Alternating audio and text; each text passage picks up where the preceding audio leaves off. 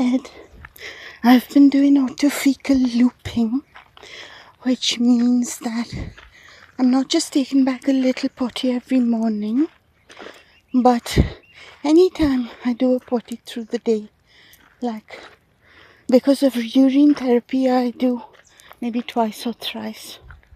And so I'm taking back a little bit each time. And Ed, I gotta tell you 3 things that I've experienced as a result of it.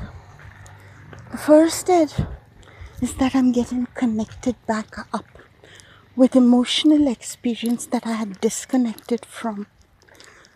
Now, I'm very good at emotionally disconnecting, Ed, after an episode or an experience, because I have to survive a lot in my life. If I don't disconnect, Ed, many times, very important things won't get done. Something happens in the morning to upset me. I got to disconnect it and go and cook and clean and look after Gabriel. I got to work, I got stuff to do. And I think everybody has to do that, Ed, these days.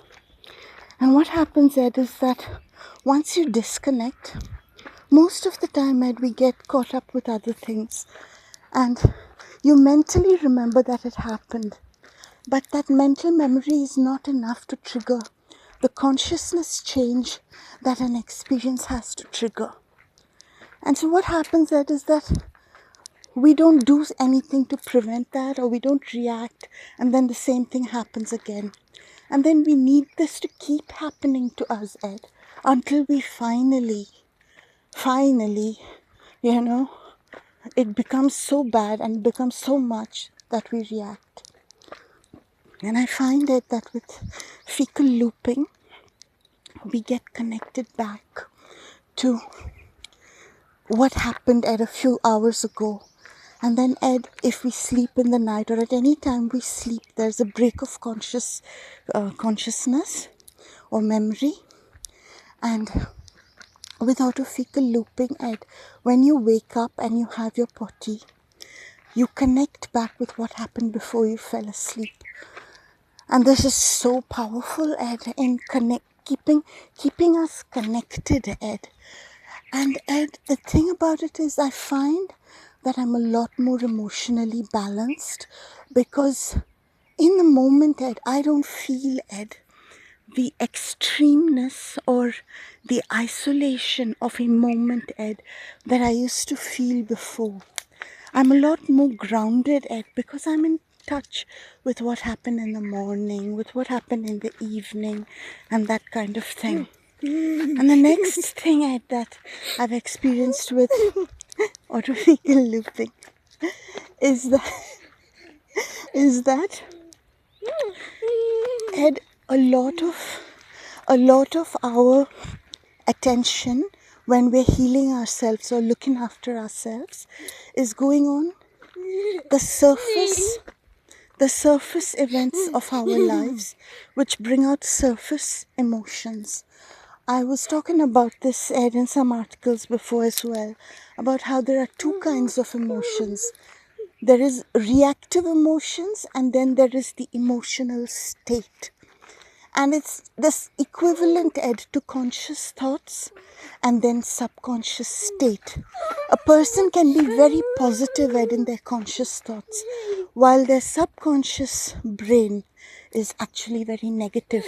And we deal with this, Ed, in other people and ourselves a lot, Ed. You can have somebody really cheerful. I used to be one of those split kinds, Ed. A fantastic conscious brain, but very, very traumatized, deep subconscious. So it's the same thing with emotions. Our surface emotions can be very happy, while our emotional state, Ed, which we are carrying out, which is consciousness itself, that can be extremely sad, sorrowful, in grief. Now what happens, Ed, is that in the potty, Ed, we get the whole 360 degrees energy capture of our system. And we not only connect with our surface emotions, Ed, but I would say that 70% of the experience, Ed, is our emotional state. And it's an extremely powerful aid, Ed, because we have these layers of emotional experience in us, and I don't think that I've ever come across any therapy other than deep meditation where I could actually become aware, of my emotional state.